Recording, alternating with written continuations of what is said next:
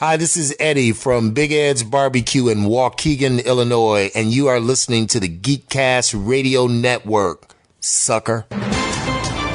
You're tuned in to Steve Megatron on Altered Geek.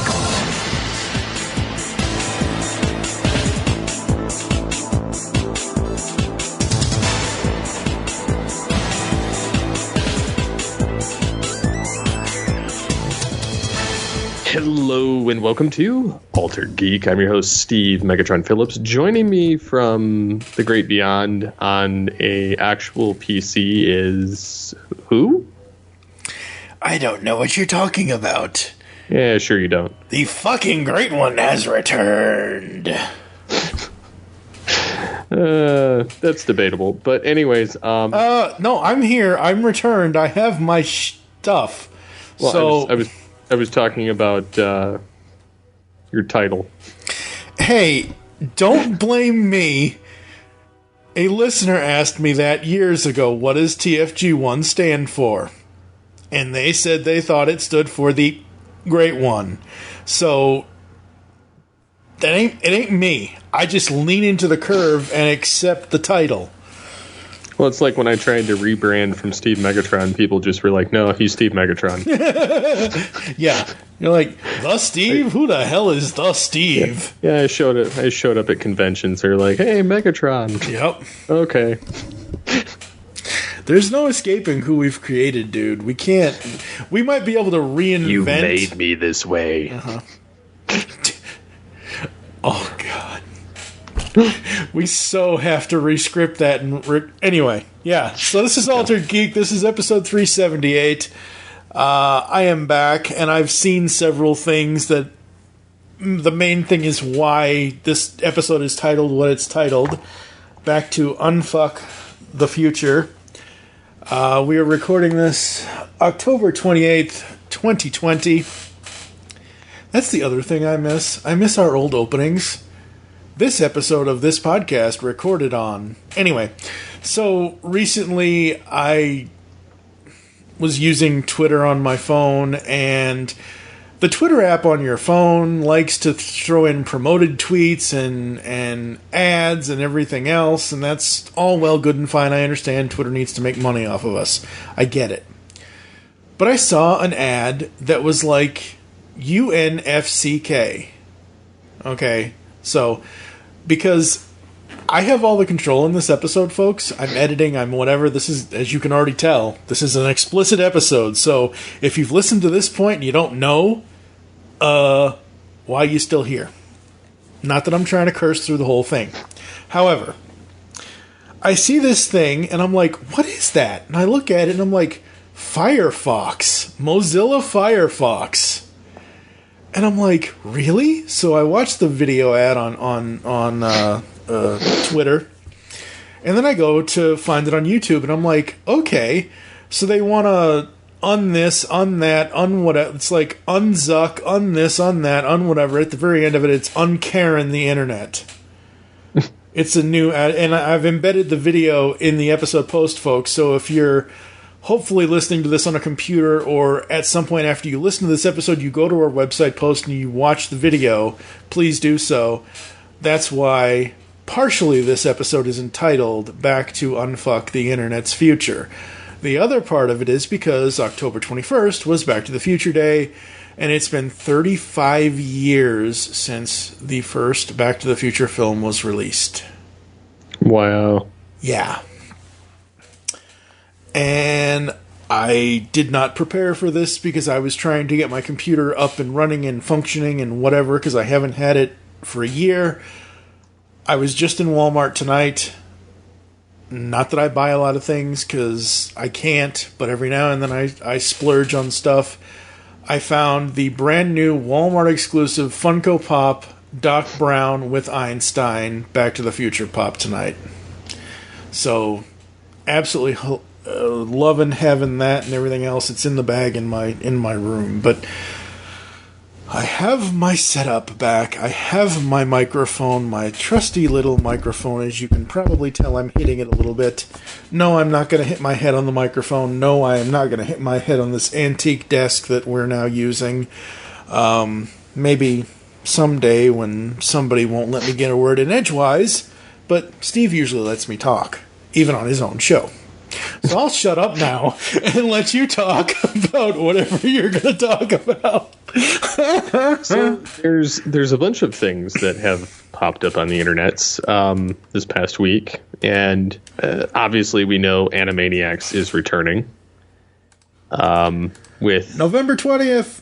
I know. I did inquire to Hulu about getting to review it early, and they said catch us in a couple weeks, and then, which I'm guessing they want like less than a week lead time to actually watch it and review it, which that's fine. I understand that. I mean, I used to get DVDs and Blu-rays like 3 days or 4 days before the review had to be written. So I'm assuming the same thing, like upwards of 5 days or something before I'll be able to get my hands on it. But I'm very much looking forward to that, just because Spielberg is involved. The original actors are involved.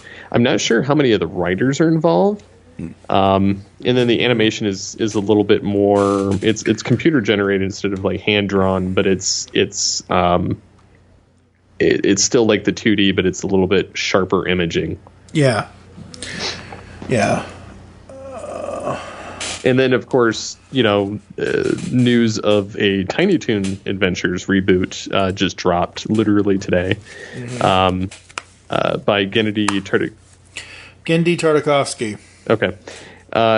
Anyways, he's doing the series, and it's ordered at HBO Max and Cartoon Network, and Spielberg will executive produce. I'm assuming everybody will return to that. It's going to be Tiny Toons Luniversity is the new title, and the half-hour animated show will feature characters from the original series, and it's going to come back for a 2-season order as well, just like Animaniacs. And Aaron Gibson will serve as showrunner and co-executive producer, while Nate Cash will also co-executive produce. Sam Register, president of Warner Brothers, etc., will also executive produce, and people from Amblin Television. So, it's kind of cool to see some of these old shows kind of come back. Yep. And have a resurgence. So I'm interested to see what they do with this, and I'm happy that I of course will check that out. The one that I saw that dropped info, which was like yesterday, and we've known it's been coming, but they dropped another trailer with the first look of the characters for Saved by the Bell. Saved by the Bell, yeah. And I'm not a fan. I'm not optimistic. Yeah, no. It looks kind of trashy. Yeah. Like they're trying too hard. It seems like one of those like really bad CW shows. Oh no, this is going to be way worse. But worse. Yeah, this is going to be. I'm not trying to be negative about it, folks. I really am not. I'm sure they're all putting, tons of work into this, but from the trailers that I've seen, it just makes me cringe. Yeah, it makes me cringe too, and for more reasons than one. The other thing is Peacock had that show Brave New World. Mm-hmm. The dystopian sci-fi drama. Mm-hmm. They canceled it after one season. So it makes me, and people were saying that it was a great sci-fi show from the ones that had watched it. I hadn't watched it. Honestly, I have no ambition to pick up another network to watch something. Not that it costs anything. I mean, yeah, they have stuff on it. So here's the interesting thing about Peacock. Yes, it generally does not cost anything, but they do have tiers that you can subscribe to. However, if you are a Comcast Xfinity subscriber, Peacock Premium is included with your subscription if you have the right subscription. And I guess Karen and I do have the right subscription. So even though I've just now got my computer set up right now and whatever else, eventually I'm going to have a TV mounted on the wall behind my monitor. And it will be hooked up to the cable and whatever else, so I will be able to do Peacock Premium through Xfinity once that's done, and I'll be absolutely happy to watch all kinds. Right now, the only thing I watch on there is I watch Snapped, which is a true crime show, for those that don't know, and I watch the old reruns of Law and Order: Criminal Intent because the entire series is on there as well. It's a nice little service. It's gonna be fine if you want to try something new. But for us old standbys who are like, oh, I'm subscribed to Netflix, I'm subscribed to Hulu, blah, blah, blah, blah, blah, this, that, and the other thing, yeah, you're probably not going to want to pay for Peacock. However, there is a free version with ads. The ads, honestly, are not that bad. There have been several episodes of Law & Order Criminal Intent that I've watched so much of it, ads don't play. Even though I'm still on the free version, sometimes the ads don't play. I probably shouldn't be saying that in case any Xfinity people or whomever Peacock TV people are listening and say, oh, well, we got to fix this and give him more ads. Yeah, but anyways, like, I don't see the... If they cancel the Brave New World show after one season, I don't see this lasting very long. Then again, I could be wrong. It could last 2, but I think it'll get canceled after a season. Maybe 2, like, at most. Yeah, maybe. I don't know. I wanted to be optimistic, but it just kind of looks like meh. Who knows? Who knows? I mean, it might be better than what the trailers show. There's been other elements, like I've seen Star Trek shows where they're, like I was highly against the animated show. And surprisingly, that was the best one out of the revivals. So, out of the modern stuff. So, you know, who knows? I don't know. It could have been worse. So, but yeah, I don't know. And then, of course, you know, movie theaters are starting to close down. Like AMC filed bankruptcy. Yeah. And people are like, you should support your local theater. It's like, we're not really allowed to go, and there's nothing really there. Plus, like, I haven't gone to a movie theater since I've had kids. Yeah. I've gone 3 times since I've had kids. I saw, I saw the last 2 Star Wars movies, and that was it. I think maybe Terminator. I think Karen and I have only gone for special occasions, like Transformers the movie, first time in theaters in however long kind of thing. Yeah, I haven't... Here's my thing. It's not that I don't want to support local theaters or anything like that. We have plenty of local theaters that are still... I actually just saw a news story here in Vancouver, Washington / Portland, Oregon. Because, anyway, about... local movie theaters in Portland and how they're doing the social distancing and things like that and whatever else. And it looks like it could really, really work, but at the same time, there are people out there that don't want to, venture out to do that kind of thing. Yeah. So anyways, you brought up the Firefox slogan. Since I've watched it too, but what are your thoughts on it? I think it's interesting that they're going with that. I was not expecting them to go with unfuck the internet. And I like how they use the slogan and use the un part of it. Like, you know, unplug, un this, un that, un Karen, un whatever. I think that's cool that they're doing that they're trying to promote positivity on the internet, because let's face it, ever since the invention of the internet, there has been toxicity everywhere online. And I think it's kind of cool that they're doing it in that way. I was just a little shell-shocked at, like, okay, Firefox wants to unfuck the internet. Well then, let's do that, I guess. What do you think of it? I kind of agree. The internet's kind of a cesspool in today's age. There's really not much going for it. There's a lot of information. There's a lot of positive influence, but there's so many so much negativity on every front. It's just, and I'm not even talking political, like just fandoms attacking each other.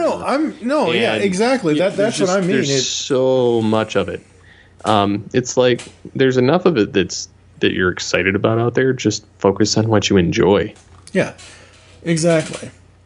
Again, that's why I only cover news topics of things that I actually care about, because I'm hoping that other people care about it too. But, same token, I'm not going to cover something I hate.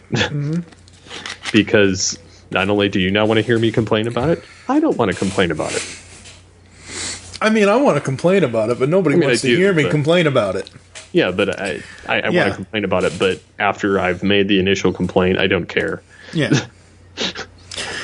And, luckily, because we've known each other so long and whatever, usually we can complain to each other without, oh my God, you have this opinion. I disown you as a friend. Like, having it out in the comments section, you've gone rogue. Dude, you've turned into a monster. You made me this way. That would be cool to do his voice. Yes. Malcolm McDowell. I should strive for that. Yes, you really should.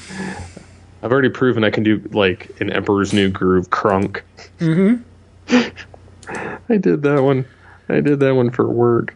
And then they're like, just so you know, he's going to show up again soon in the audio program. I'm like, better the audio than the video. I'm giving it video.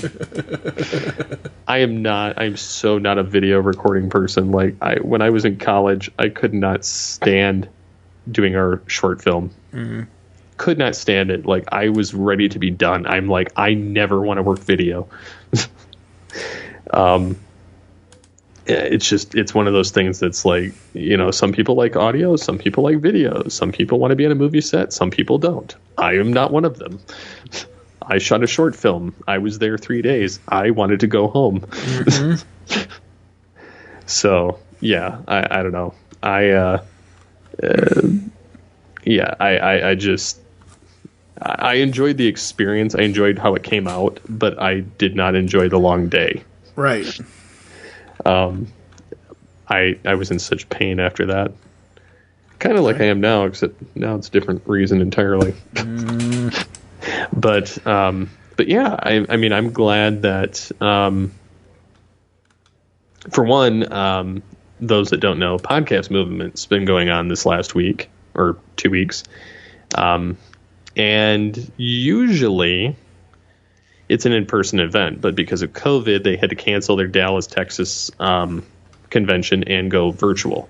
And so because they went virtual, I applied for a scholarship, won it, being that I'd never been to Podcast Movement before.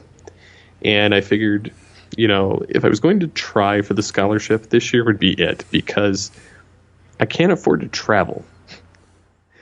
And there really isn't an option to travel. And so I was like, meh, how bad can it be? And honestly, I've enjoyed the virtual panels because I can work and I can have it on my other screen and I can rewatch it. And I've met quite a few different people that are PR people for some interviews that we got recently. Namely, the 3 that we've just released over this past week. I met their media contact through Podcast Movement. Very cool, very cool. And I actually have a possible 4th one coming up soon. I'm just waiting to hear back, which I may have you follow up with. Cool. But yeah, I mean, it's been interesting. It's been fun. I've learned a lot. I'm going to definitely rewatch some of them when I have more free time. Because there's a lot of information to take in. But the state of the podcasting industry is changing as well. And it's kind of amazing how much, and I noticed this when I was in some of the panels this last week. People were like, do you notice that almost every one of the panels is very commercialized now? They're like, there's some company trying to pimp their services. Like, it especially came out when Rooster Teeth did their panel like 2 days ago. Right. And like Mike said, this is a Wednesday we're recording this, but the Monday they had a panel of Rooster Teeth, and the guy was just, he's their head of podcasts. Like, I've never heard of him before, and he, not that that means anything, but he was promoting. He had like a 3-minute or 4-minute commercial of Rooster Teeth crap right at the beginning of his panel, and people are like, "Can the commercial and the ad be any longer?" Like, they were like, you know, just because like he was supposed to be giving a panel, like, and it's a 30-minute panel. A lot of these are 30 minutes, maybe an hour. Like Entrepreneurs on Fire, which is John Lee Dumas. I don't know if you've heard of him. Pretty influential podcaster in the space. He did like a 3-hour panel the other day, and they changed the topic like every 30 minutes, but it was still him doing the thing. And actually, that was probably one of my favorite panels, just because it was very insightful on a lot of fronts. Like, he's saying, do you need to do video podcasting? Not really. He's like, I haven't noticed any difference in any of my clients or any of the stuff I've done by going video as opposed to just being audio only, or, you know, the transcription of the episodes. He's like, if you're not doing it now, he's like, yeah, I mean, it's good for SEO. He says, but ultimately it's not that big of a deal, and it's not something I would worry about spending money on. And basically just kind of calling BS on all of these things that all of these experts tell you you have to have in order to be a good podcaster. And I was like, okay, like, I can get behind this because there's actually, you know, logical reasoning, you know, not just you have to have it to be important, or you have to have it because XYZ says so. Right. I feel that some of my, and this is kind of complaining, but it's not really, it's kind of just working it through in my head. But some of the podcast industry, because all of the smaller companies are slowly getting bought up by radio or broadcast companies. I'm looking at you, iHeartMedia, that bought Voxnest, which owns Spreaker and Blog Talk Radio. Oh, that's who Voxnet. I remember when you sent that to me, and I'm like, okay, oh crap. Well, yeah. Then that's why I was complaining, was because I hate iHeartMedia with a passion, because they're the ones that are going around the internet gloating all the time. Yep. Oh, we're the first ones to have an awards show. No, you're not. Todd Cochran did it 14 years ago. Yep. And, you know, and then the only thing that even qualified were things that iHeartRadio specifically had their radio arm paying for. Mm-hmm. It was rigged.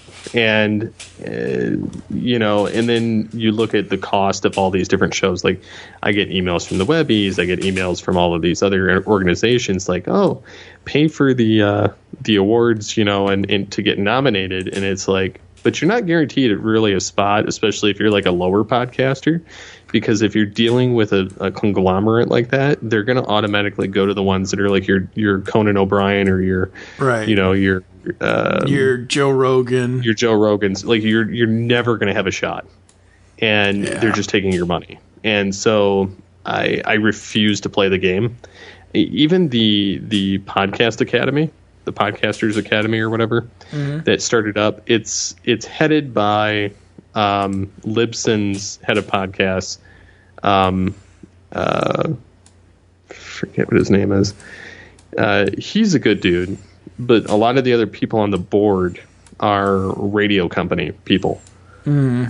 And it rubs me wrong in that regard. Like, I get what they're going for. And it's only like $50 to join or something. Mm-hmm. But they're having an award show. And it's like $125. Oh, jeez. And I can pay for Todd Cochran's podcast awards, and it's $35. Yeah, wow. Like, that's crazy. The difference, like, if I thought I had a chance at winning, I would do the $35 one. Otherwise, like, I honestly wouldn't, because I don't do it to win the awards. Right. Yeah, I mean, it'd be nice to make some, you know, actual money on this stuff, but like, I do it because I enjoy the content, and I do it because I love it, and because I'm adding a contribution to the space. Yeah. That's like me with like trying to figure out how to set up a Patreon, not just for GCRN in general, but specifically for me. But what could I offer? Like, and I've recently found that someone that I've watched and I've listened to for years now, Ron Algar Watt, he likes going by Algar, call him Al. He's the guy that originally did the Transformers Lovingly Reviewed By on YouTube. Most of his YouTube stuff is gone, but the audio is on his website stuff. Well, he did other podcasts. He and his cohort, Matt Robotham, had done 10 years, I believe, 10 or 11 years. They reviewed every single episode of Star Trek ever. Like, they just recently stopped because Discovery stopped and Endeavor, Endeavor is their Star Trek thing that they do. But the point is, they're doing what we did and what Michael Sims and James Stowe did years and years ago, where they're reviewing the DC Animated Universe. And I'm like, oh, cool, their show is called Kids Love Batman. All right, cool. So I started listening to it, and then they started promoting. Al really isn't into doing the whole promotion thing, but it is what it is. On their Patreon for Kids Love Batman, for actually all the Algar production stuff, they have it set up where it doesn't matter the denomination, you still get everything. So instead of setting it up as like, oh, if you donate to $1 tier, you get this. If you donate $5, it doesn't exclude people. It basically is like, give us whatever you want, here's all of our content. But I've been trying to think how, like, what could I offer in a Patreon? Because I do all this stuff because I love it. More so than, I don't know. It's just something I've been struggling with, but it's just one of those things where radio, and I can't speak, I wish, I'm gonna ask a buddy of mine to come on at some point, but I've never been in radio. I've always wanted to be, but I never have. Just as a listener, I've seen the changes radio has had to make over the decades, and especially lately in the last 5 to 10 years. Hell, in the last 2 to 3 years. They've had to make a lot of changes, and sadly, podcasting, because radio is all audio. You don't usually, I mean, yes, they do Facebook Lives and things like that now, and YouTube videos and all that, but for the longest time, radio is all audio. And that's what, at least that's how I see podcasting as well. It's audio. Yes, I know there are video podcasts, and that's all well, good, and fine. However, what other avenue did radio have a choice to go into? None other than podcasting. And it sucks that this one big, ginormous company seems to think that they are at the center of attention of everything. Well, and it's not just that. Like, I've been kind of following a lot of this stuff for a while, and what I've noticed is, and I was kind of talking to other people, 2016 is when all this kind of spiked. Mm-hmm. And wouldn't you know it, that's also about the same time that a lot of podcasters that had been doing it for years either disappeared, shut down, or their listenerships fizzled out. Mm-hmm. And web traffic fizzled out. And I've noticed that. And it's unfortunate, too. Like, I mean, and then that's when you get all these, like, oh, so-and-so's getting these massive numbers. It kind of reminds me of this Duckman episode. Mm-hmm. And he stumbles into a Writers Guild meeting or something. And he says the key is to be perceived as good. He says, and then more or less said that, the companies throw a bunch of money behind them, and then that's how they kind of determine who's going to be the next big thing. Because, like, I was asked by another podcast organization to promote a up-and-coming podcaster who was doing a YouTube channel and flipping over to podcasting, and it was a technology person. I'd never heard of him. Like, I'm like, who? I'm like, you got to send me more information on this guy. And granted, I'm sure he gets a crap load more downloads than we do. And that's because he has a conglomerate with money behind it that can market him. Yep. And I can't, it's like, I think his show was called like Waveform or something. They wanted me to promote him, but they didn't really want to pony up like a ton of money to do it. Like, but they also were kind of like just jerking my chain around anyway in email, and so I was kind of like, whatever, screw you guys. Mm-hmm. So like, I don't know, I enjoy podcasting, and I was talking to actually another guy about this the other day, and we were going forth about it because he's noticing this too, and he's been a podcaster for about as long as me, if not longer, by maybe 6 months to a year or something. Right. And he was telling me about the Podcast Academy Awards, how they're calling it the Ambies, and it says, I guess the original name was like the Golden Mikes or something like that, which was a better name. And then he was saying, when I made the comment about iHeartRadio, since I saw your iHeart post, I find it odd when one app maker snaps up another company that already has an app. Spreaker is nice, but iHeart not so much. And then I was kind of explaining to him why I didn't like that. And he says, the space is nearing a tipping point. Are we all going to work together or consolidate and go into silos? From equipment to apps, it's getting exciting and scary. Because I was telling him, I said, a few years back, Blog Talk Radio and Spreaker actually merged and created a parent company called Voxnest, like 1 to 2 years ago. Mm. And it was right after Podcast Movement. They made this announcement. And then, about the same time this year, come to find out, Voxnest has been purchased by iHeartRadio, which it turns out iHeart had a little bit of a ownership stake in it originally, which I didn't know that. But they outright just bought them out. And I explained, I says, usually when a big company buys something, the service tanks. Mm-hmm. And I said, years ago, we used to host Geekcast Radio on Media Temple. And for years, I would have never switched. I enjoyed the back-end interface. Super easy to use. I enjoyed they had a stats program. They had everything. And then GoDaddy bought them. And we know how GoDaddy works. And I had to build a website for a organization once, and they used GoDaddy. And it was the worst customer service experience I'd ever had building a website. And there were so many DNS issues. And so anyways, when GoDaddy bought Media Temple, their bandwidth started going down. Their stats completely disappeared, and they totally removed it from the interface. Wow. Even though they claimed for 2 years that they were going to build a new one and put one in there, and nothing ever came of it. And then when we left and we went to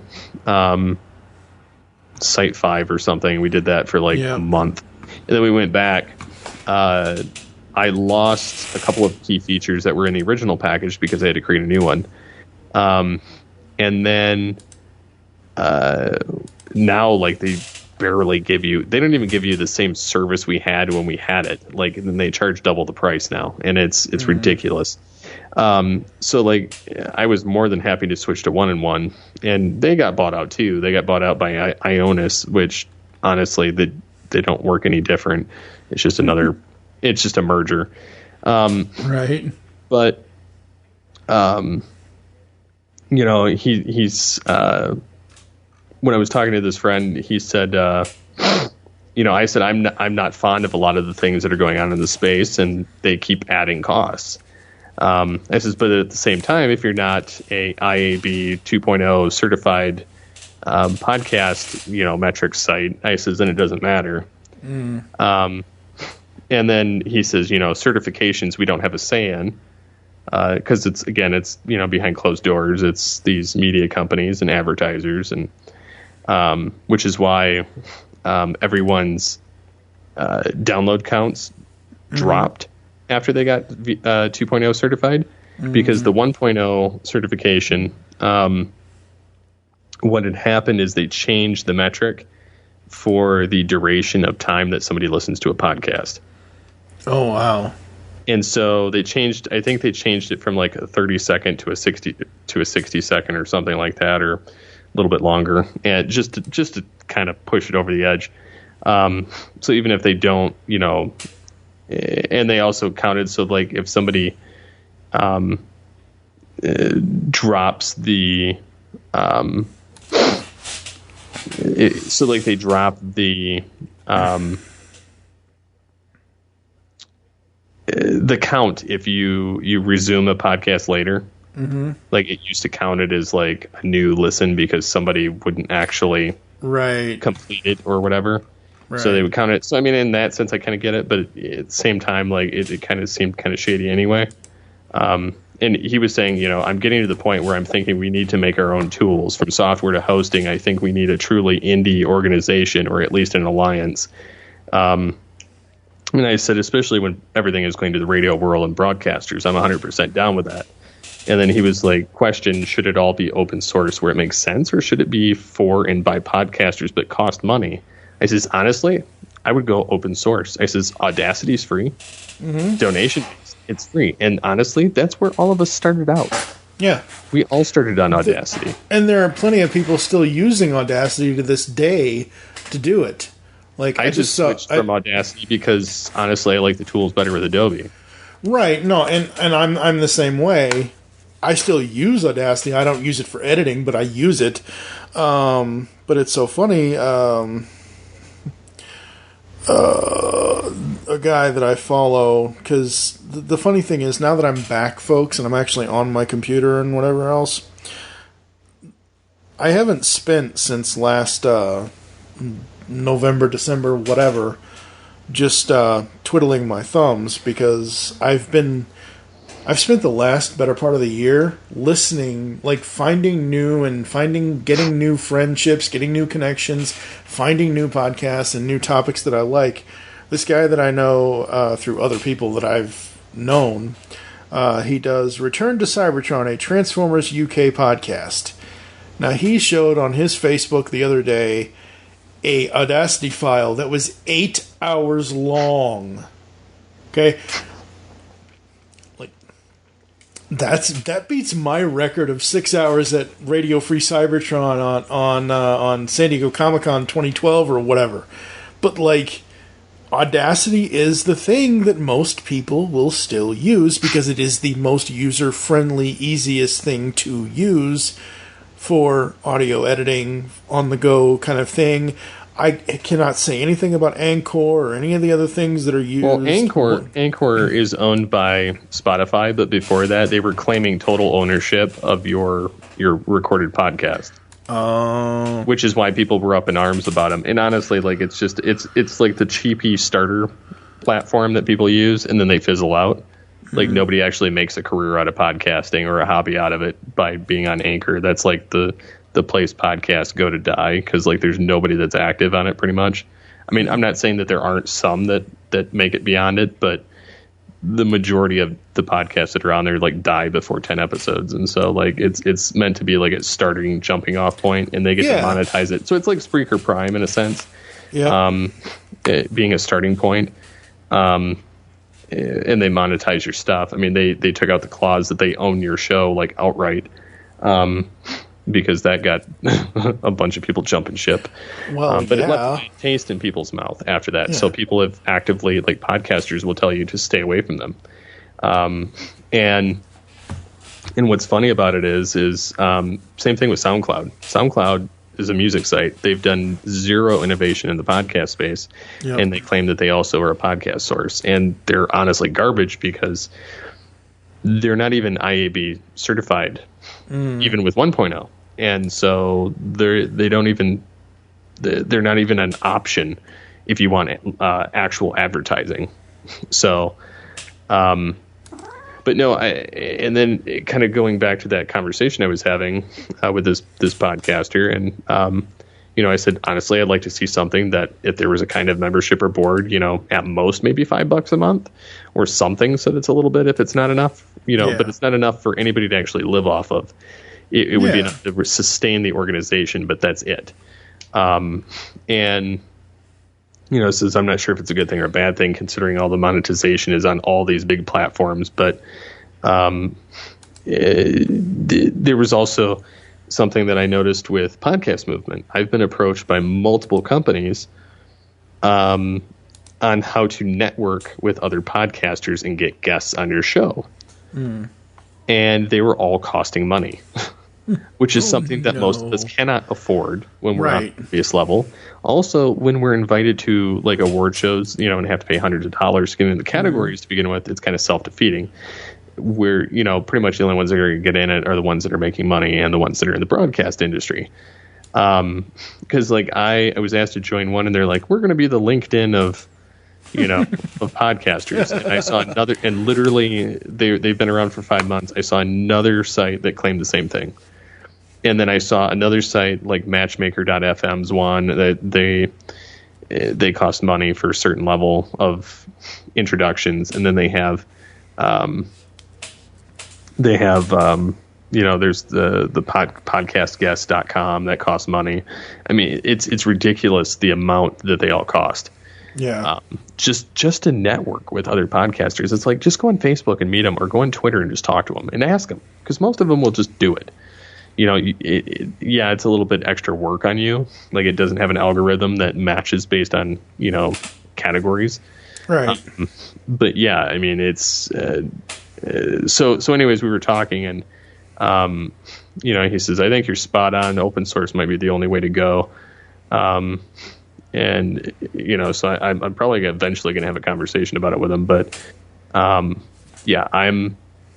of the mind though, that I think that we need to, traverse beyond where we're at.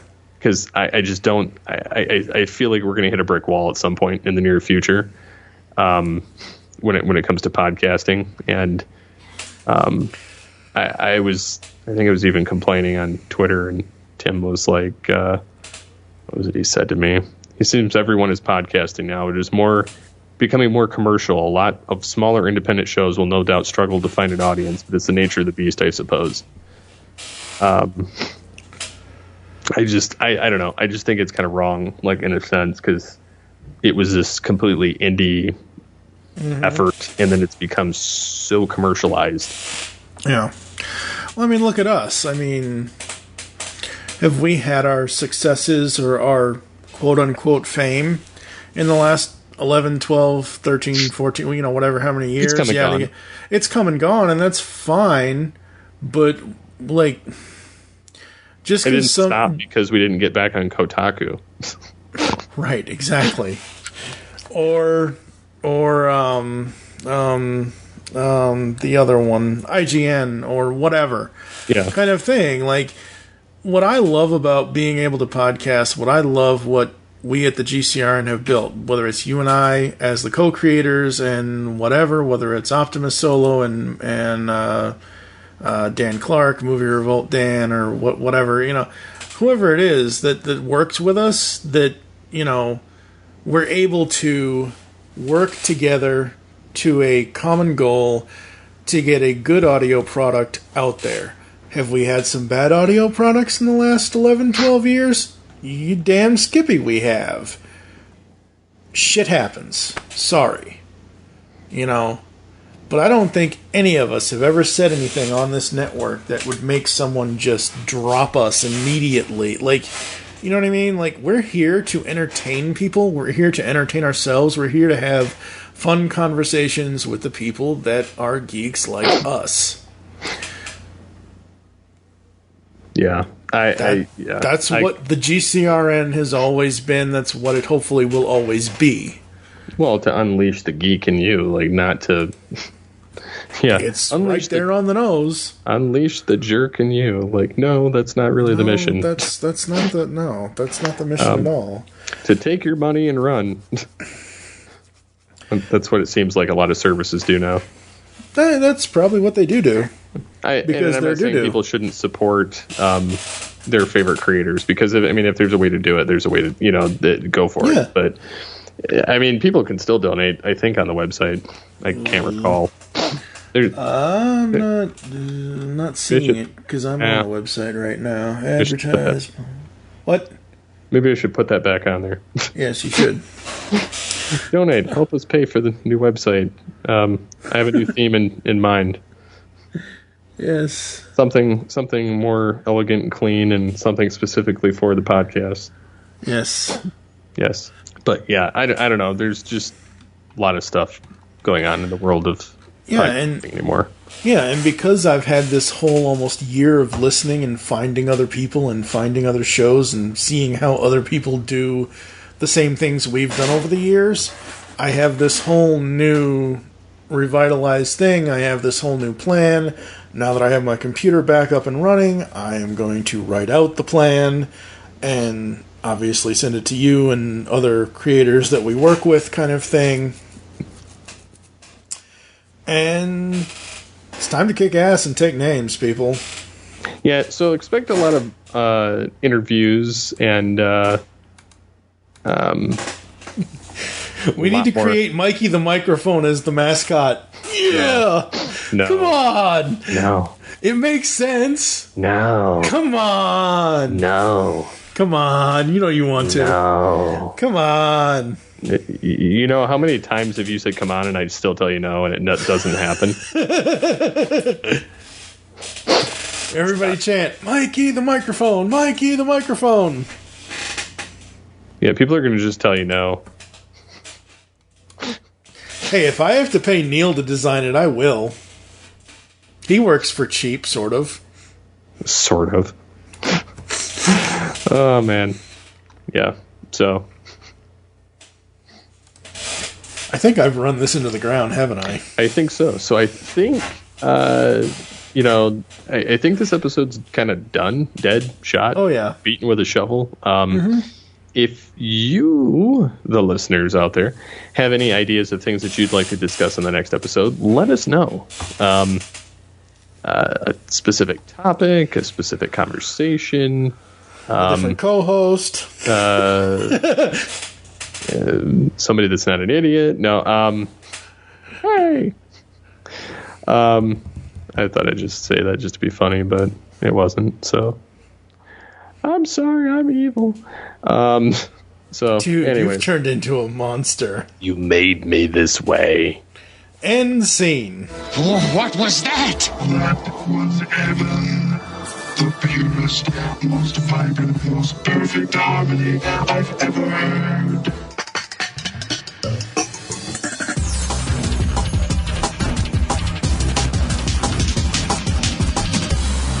Everybody chant, Mikey the Microphone, Mikey the Microphone.